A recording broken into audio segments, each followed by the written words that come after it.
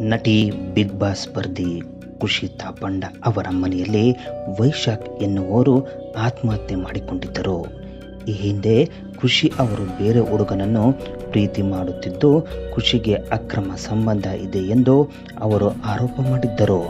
ಆ ಬಳಿಕ ವೈಶಾಖ್ ಜೊತೆ ಸಂಬಂಧ ಇದೆ ಎಂಬ ಆರೋಪ ಇತ್ತು. ಈಗ ಖುಷಿ ಈ ಬಗ್ಗೆ ಸೋಷಿಯಲ್ ಮೀಡಿಯಾ ಪೋಸ್ಟ್ ಹಂಚಿಕೊಂಡಿದ್ದಾರೆ. ಇಂತಹದೊಂದನ್ನು ನಾನು ಬರೆಯಬೇಕಾಗಿ ಬರುತ್ತದೆ ಎಂದು ನಾನು ಎಂದಿಗೂ ಊಹಿಸಿರಲಿಲ್ಲ. ಇದನ್ನು ಬರೆಯಲು ಅಥವಾ ಜಗತ್ತಿನ ಮುಂದೆ ಇಡಲು ನನ್ನಲ್ಲಿ ಶಕ್ತಿಯಾಗಲಿ ಅಥವಾ ಮಾನಸಿಕ ನೆಮ್ಮದಿಯಾಗಲಿ ಇಲ್ಲ. ಇಂತಹ ಸಂದರ್ಭದಲ್ಲಿ ಜನರಿಗಾಗಿ ಯಾವುದೇ ಹೇಳಿಕೆ ನೀಡುವುದು ನನಗೆ ಇಷ್ಟ ಇಲ್ಲ.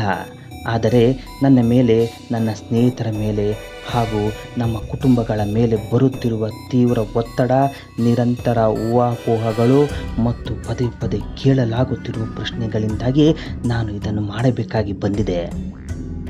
ಊಹಿಸಲು ಸಾಧ್ಯವಾಗದ ಇಂತಹ ದೊಡ್ಡ ನಷ್ಟವನ್ನು ಎದುರಿಸುತ್ತಾ ನಾನು ಕೇವಲ ಬದುಕಲು ಹೆಣಗಾಡುತ್ತಿರುವ ಈ ಸಮಯದಲ್ಲಿ ನಾವು ಅದಕ್ಕೆ ವಿವರಣೆ ಕೊಡಬೇಕು ಎಂದು ನಿರೀಕ್ಷಿಸಲಾಗುತ್ತಿದೆ. ಕಳೆದ ಕೆಲವು ದಿನಗಳು ನನ್ನ ಜೀವನವನ್ನು ನಾನು ಎಂದಿಗೂ ಯೋಚಿಸದ ರೀತಿಯಲ್ಲಿ ಬದಲಾಯಿಸಿವೆ.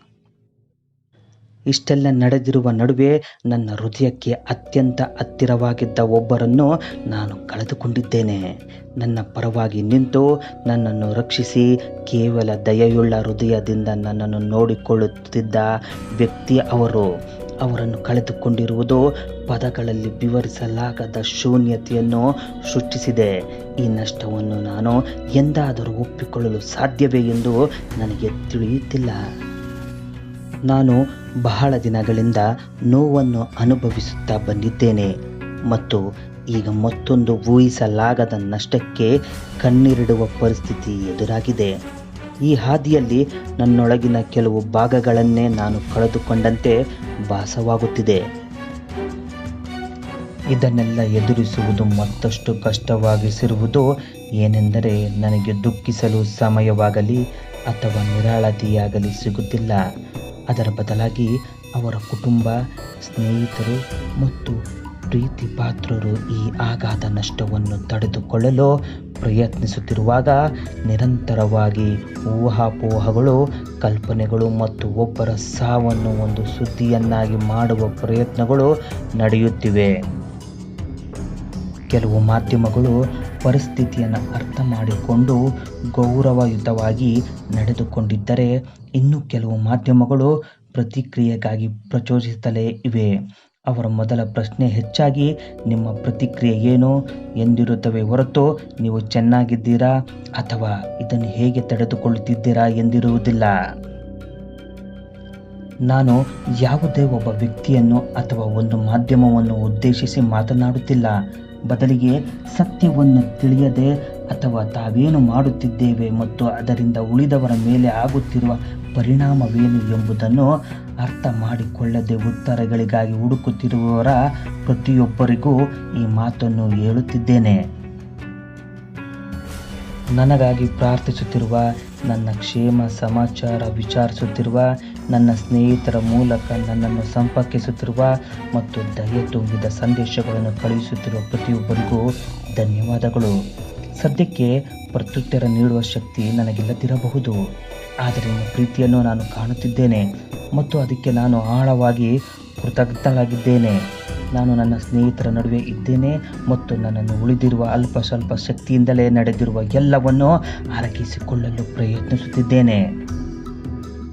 ಮಾಧ್ಯಮಗಳಿಗೆ ಮತ್ತು ಊಹಾಪೋಹಗಳನ್ನು ಮುಂದುವರಿಸುತ್ತಿರುವ ಪ್ರತಿಯೊಬ್ಬರಿಗೂ ನಾನು ಕೈ ಮುಗಿದು ವಿನಂತಿಸಿಕೊಳ್ಳುತ್ತೇನೆ. ದಯವಿಟ್ಟು ಇದನ್ನು ನಿಲ್ಲಿಸಿ. ದಯವಿಟ್ಟು ಅವರ ಕುಟುಂಬವನ್ನು, ನನ್ನ ಕುಟುಂಬವನ್ನು ಅಥವಾ ನಮ್ಮ ಸ್ನೇಹಿತರನ್ನು ತೊಂದರೆಗೆ ಸಿಲುಕಿಸಬೇಡಿ. ದಯವಿಟ್ಟು ಒಬ್ಬರ ಸಾವನ್ನು ಮುಖ್ಯಾಂಶಗಳನ್ನಾಗಿ ಅಥವಾ ಮನರಂಜನೆಯನ್ನಾಗಿ ಮಾಡಬೇಡಿ. ಅಲ್ಲಿ ಒಬ್ಬ ಮಗನನ್ನು ಕಳೆದುಕೊಂಡ ಕುಟುಂಬವಿದೆ. ಮಾತುಗಳಿಗೆ ಮೀರಿದ ಪ್ರೀತಿಯನ್ನು ಹೊಂದಿದ್ದ ವ್ಯಕ್ತಿಯನ್ನು ಕಳೆದುಕೊಂಡ ಸ್ನೇಹಿತರಿದ್ದಾರೆ. ಈ ದುಃಖದ ನಡುವೆ ಪ್ರತಿ ಕ್ಷಣವೂ ಬದುಕಲು ಹೋರಾಡುತ್ತಿರುವ ಜನರಿದ್ದಾರೆ. ದಯವಿಟ್ಟು ನಮಗೆ ನೆಮ್ಮದಿಯಿಂದ ದುಃಖಿಸಲು ಅಗತ್ಯವಿರುವ ಘನತೆ ಮತ್ತು ಗೌಪ್ಯತೆಯನ್ನು ನೀಡಿ. ಮಾನಸಿಕ ಆರೋಗ್ಯವು ಅತ್ಯಂತ ಸೂಕ್ಷ್ಮವಾದುದು.